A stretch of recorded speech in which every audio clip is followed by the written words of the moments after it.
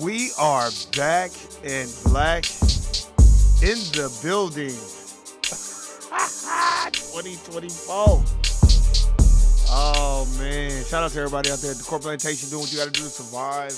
Man, this is going to be a quick one, but a funny one to me. The 2024 perspective. Shout out to our brother Cat Williams for always delivering such an eloquent symposium of information that was given to us. It's up to us what we're going to do with this perspective that he's just given us. So we're going to get into it, man. We're going to talk about it. We're going to have a little conversation about it and see exactly where our brother Cat Williams is coming from. You know what I do want to touch on? I want to touch on the Jonathan Majors thing that Cat talked about. So I definitely want to talk about that. Can an 8,000-year-old herb increase your chi? No. So we're going to talk about that.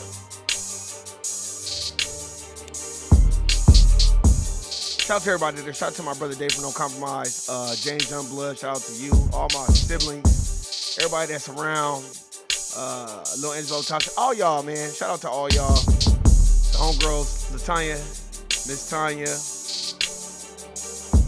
and others. You know what I'm saying? Shout out to you too if you're at the Core Plantation. Do what you got to do to survive. Shout out to y'all. Let's get it.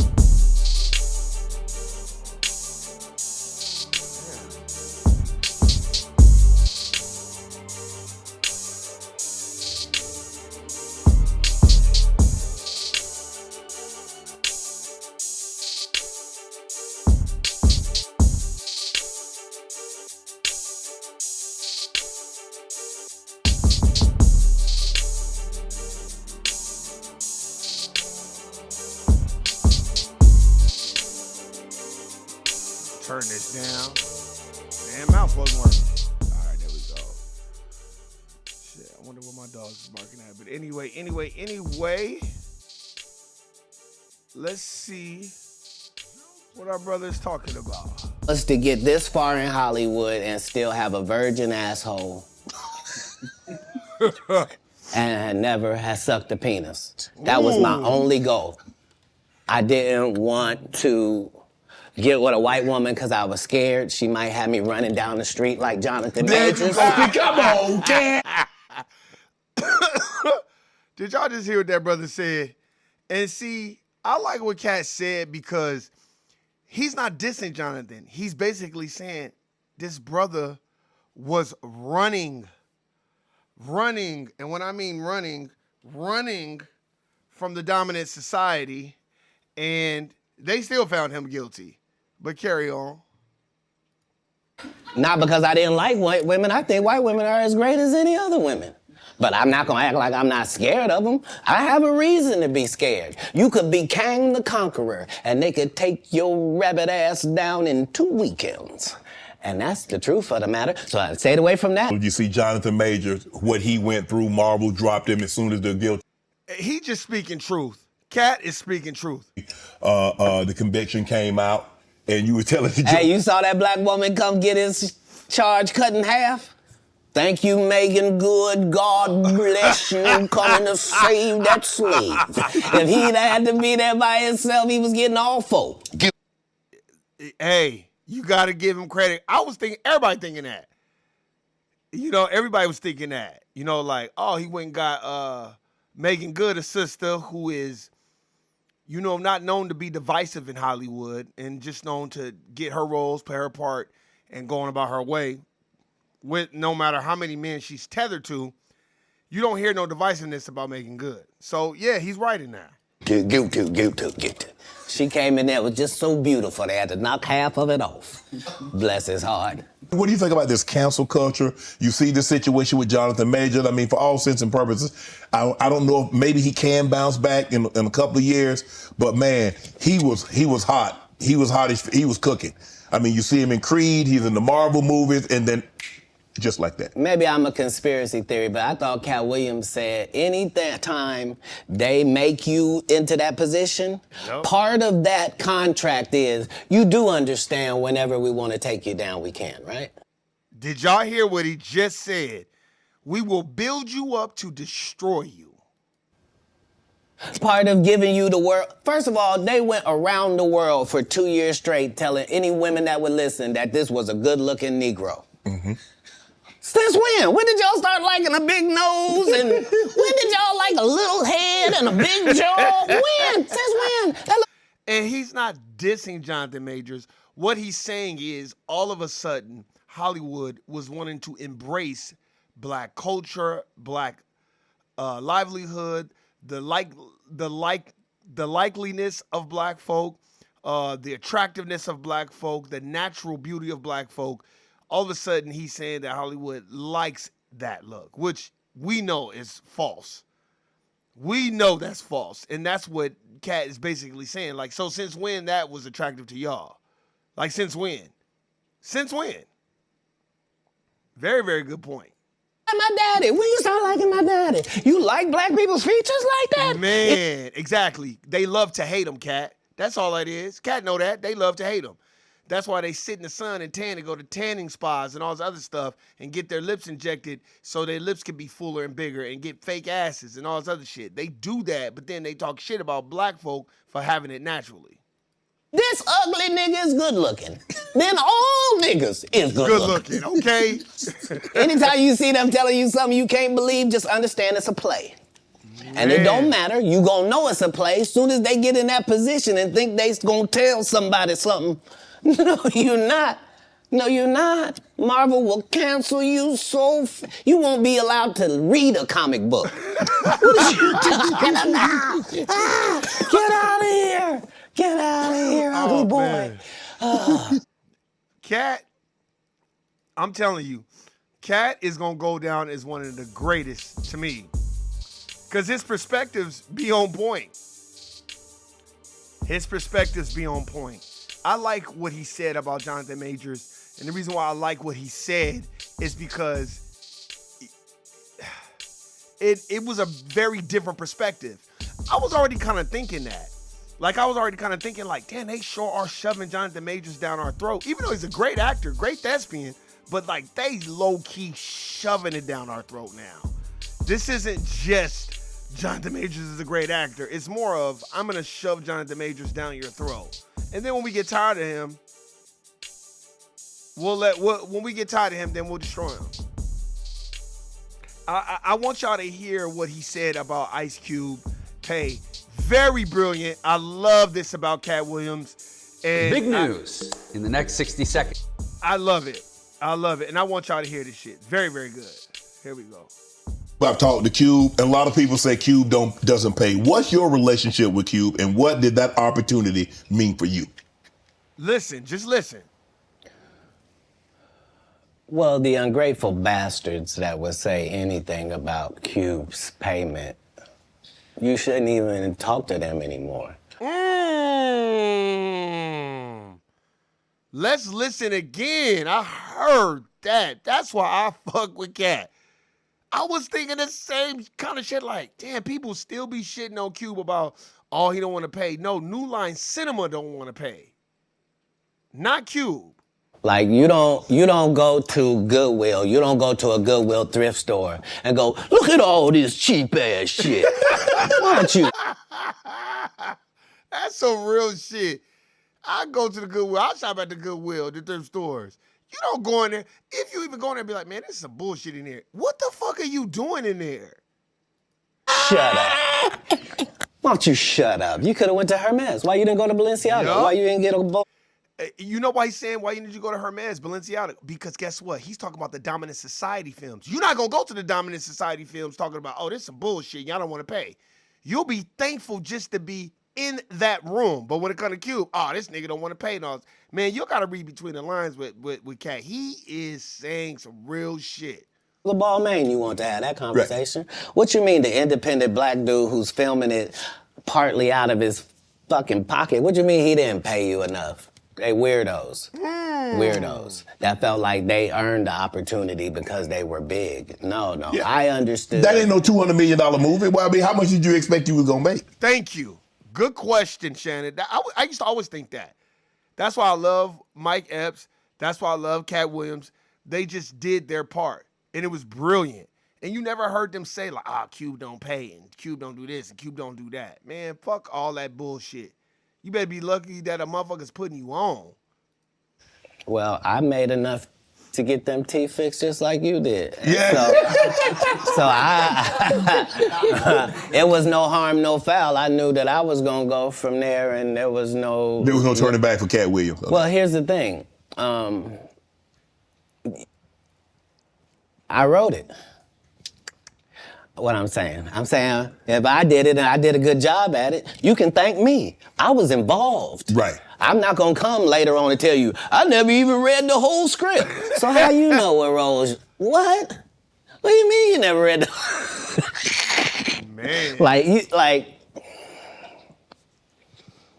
these guys' whole job is to present something, unfortunately. And I'm just not a presenter.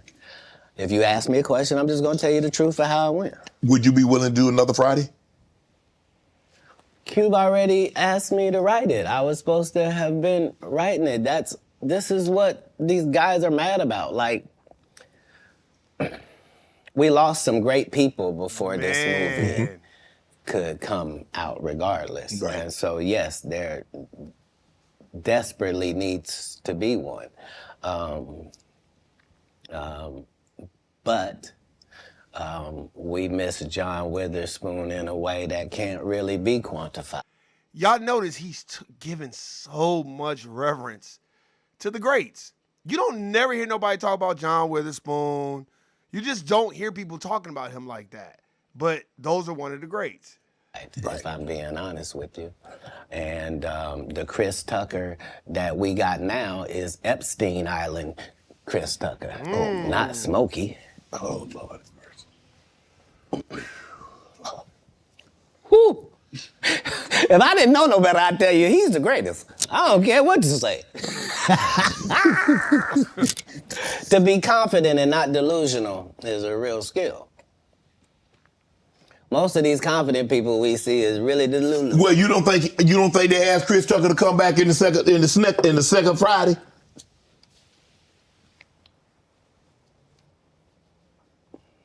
Smokey was all in Smokey. There ain't no Friday without Smokey. We all agree to that, and there's no next Friday without Friday, and there's no Friday after next without Friday. Nah, we talk about the road because you said that they don't. Here's the thing. Okay. Here's the thing. Chris was allowed to make the decision. At the time that this is happening, Cat Williams is known for smoking weed. Willie Nelson is known for smoking weed. Right. Snoop's known for smoking weed, but none of us is really known except Willie. And I'm saying, Chris Tucker didn't want to be the poster child for smoking weed. He don't smoke weed like that. That's a great point, because Chris Tucker did talk about that. Very, very good points. Chris Tucker did talk about, his religious beliefs, because I think Chris Tucker's Church of God in Christ. And he didn't want to be portrayed as just a motherfucker who's smoking weed all day. He said that a long time ago. Right. He in the church. He Michael Jackson's best friend. Christmas. Michael Jackson called him Christmas. You ever met a man that gave you a little nickname like that? No. Me neither. Oh, man. He was going in such a sophisticated way. Let me see what else I can find, because he made some great points. He made some great points. Let's see. Okay. Okay, let's see. He even talked about let's see what he said.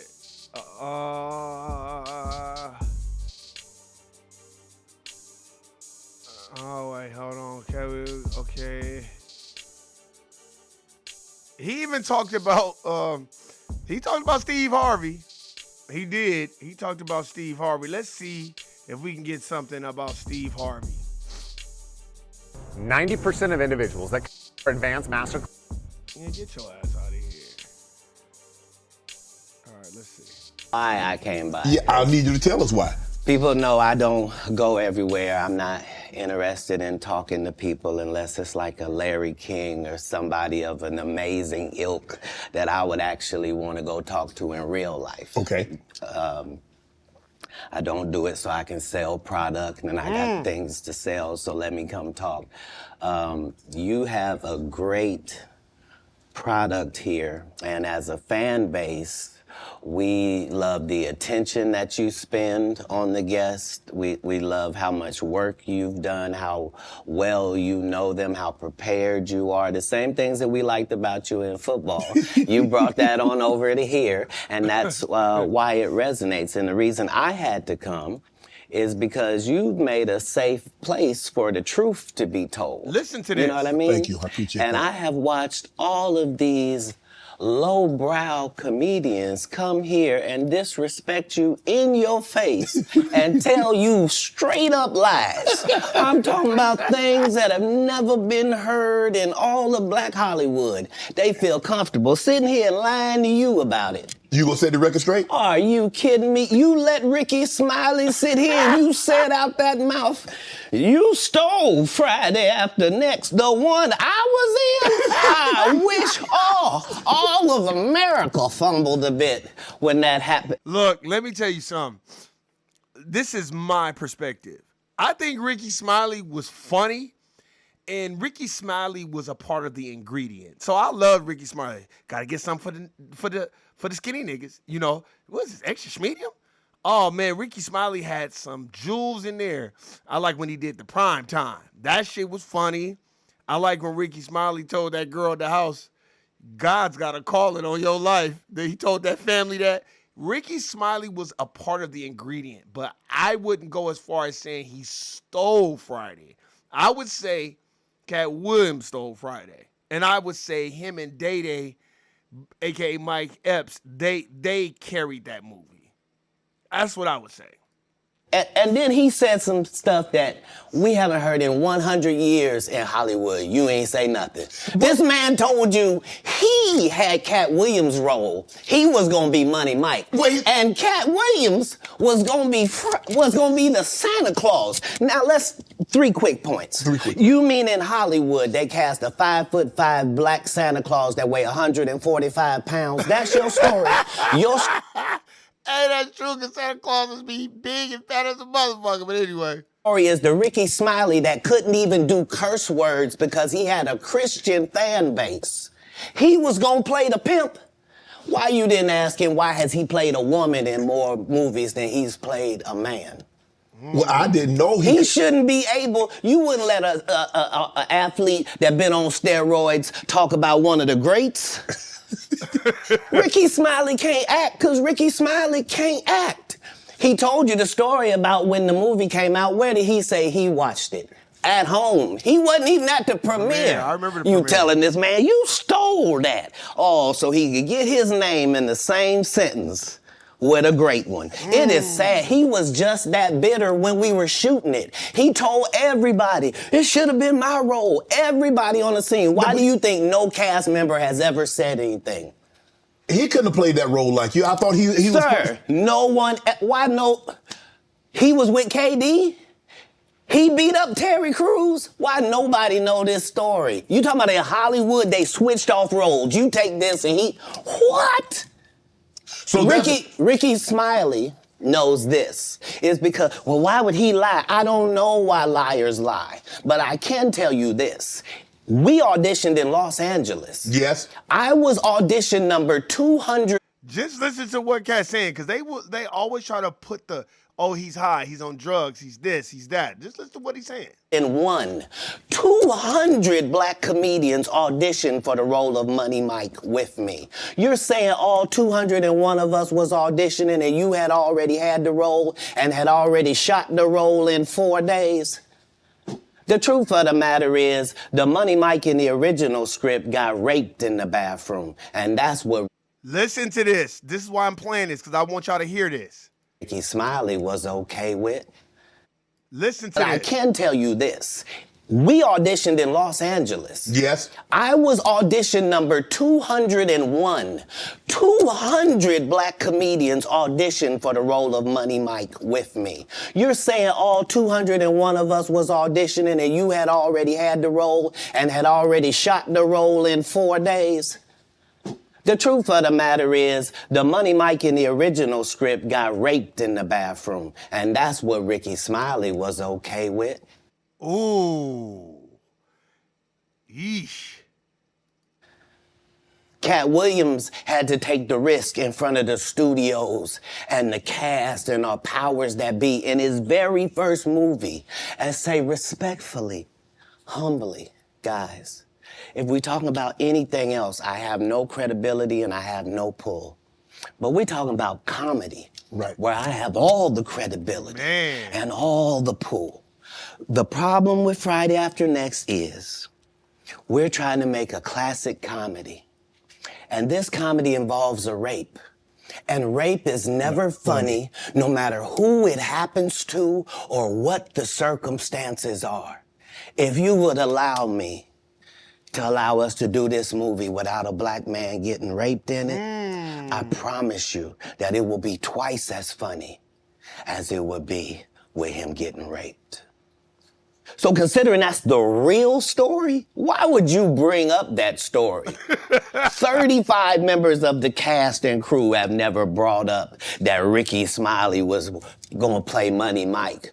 No one ever saw me put on a Santa Claus suit. We got a wardrobe department. They made a Santa Claus suit for me. Why that wasn't in the bloopers? Why?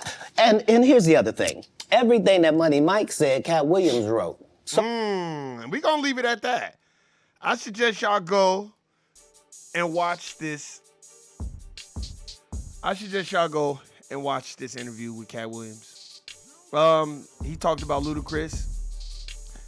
In a way, he talked about, look, I'm not saying whether it's true or not. You notice I said the 2024 perspective. I like what he said. He said they were approached by people, and the people were like, we can give you $200 million to be in 10 films. Y'all got to cut y'all hair and y'all sideburns. Do y'all remember when Charlamagne the God was telling Ludacris, you got to cut your hair. Man, you got to cut that hair off. Remember, he was trying to influence and coerce Pusha T from the Clips to cut his hair. Y'all don't remember that shit? It was a joke, but it was a passive-aggressive joke. Go back and look at The Breakfast Club when Charlamagne the God is telling Pusha T, man, you got to cut your hair. Look at how good Ludacris is doing. And Pusha T looked at him and basically was like, well, I ain't fucking Ludacris, and I ain't doing that shit. So you got to look at this stuff. It's like maiming a lion. It's like cutting off a lion's mane. Like, those are rituals, in my perspective, that the dominant society likes to practice. You say, Warren, man, go read Medical Apartheid. All the sterilization and shit that they was doing to black folk. Go read Margaret Sanger's book, The Negro Project. They get off on that shit. Go read about Madame LaLaurie. Go read about Patty Cannon and all the vile, vicious shit she was doing. Look, Patty Cannon It's a book about Patty Cannon and her family and how bad they were to slaves and black folk. They used to jack slaves.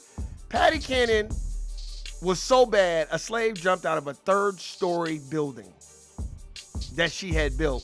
This woman slave jumped out and broke every bone in her body because that lady was that horrible. So don't just dismiss Cat like he's some nut and some crazy motherfucker. His perspective has a lot of backing because of the stuff he's saying. When he specifically said that, when he was like, oh, they approached him, he didn't even mention Ludacris' name. And I remember he just was like, they approached us, they want us to cut our hair. I went to when Charlamagne the God was telling Pusha T to cut his hair. You know, you want to make it, you want to do good, you got to look at Ludacris. Look at how good he's doing. And if y'all remember when Ludacris cut his hair and shit like that and had his afro, he won that Grammy. Runaway Love, remember that? But his music wasn't that great. But he won a Grammy. And I get it. Everybody changes and does what they want to do to make it and take care of their family. I'm not saying that, but what I am going to say is this. Go watch the interview. He talks about Steve Harvey. Steve Harvey's full of shit. He did steal from Mark Curry. Mark Curry has said this over and over again. So that is a fact. You know, we have to understand this, man. To me, it seems like it's about to be a cleansing going on in in Cat Williams' perspective, because when Cat Williams talks about gatekeepers, go watch the interview with Mike Epps about 5 or 6 years ago about gatekeepers. Mike Epps is like, yeah, there's gatekeepers. He's like, but I'm a good gatekeeper. You know what I mean? And it's no diss, I love all these comedians, but he said when Kevin Hart didn't have shit, Kevin Hart was at my house every day, eating, chilling with my family, staying at my house. He said once he got big, I don't even know where Kevin Hart lived. And that's usually what happens with us sometimes, because we're in so much competition with each other. Well, I'm here to say this. Y'all better go read the Compensatory Counter-Racist Code of Ethics by Neely Fuller Jr., the United Independent Compensatory Racist Code of Ethics by Neely Fuller Jr. Go read that book. Go read the Ice Papers by Dr. Frances Cress Welsing, and how it talks about how they dominate 9 areas of people activity. You hear David talk about it all the time. You better fucking go research what the fuck David is talking about, because that shit is real. And how they dominate 9 areas of people activity. Labor, law, sex, war, religion, economics, entertainment, education. Man. They dominate all that. They dominate that. Entertainment, they dominate. Religion, they dominate. War, they dominate. Sex, they dominate. Entertainment, they dominate. Economics, they dominate. Labor, they dominate. And I don't remember all of them, but I know it's 9 of them that they dominate. Dr. Frances Cress Welsing talks about it, so does Neely Fuller Jr. And until you know those perspectives, I don't know what you're going to do. We have to know how this system works. What's the social game rules? Go watch the fucking Matrix. Sophia Stewart wrote that movie. Go watch it. Wrote in the 80s. Go watch it. Go watch the first one. Go watch the second one. Y'all don't even know what game y'all in. That's the problem. That's why when we get on these corporate plantation jobs, everybody arguing and fighting, because don't nobody know what the hell going on. Because everybody see each other as crabs in a barrel and want to pull each other down, and then when you open the door, you want to close behind everybody else. Y'all still don't see it's only one black Hollywood star at a time? It's only one. They got multiple, but in here it's only one. It was Michael B. Jordan at one point. It was this at one point. But like I said, go watch this interview and leave your comments and tell me what y'all really think. I'm out. Guilty, nigga.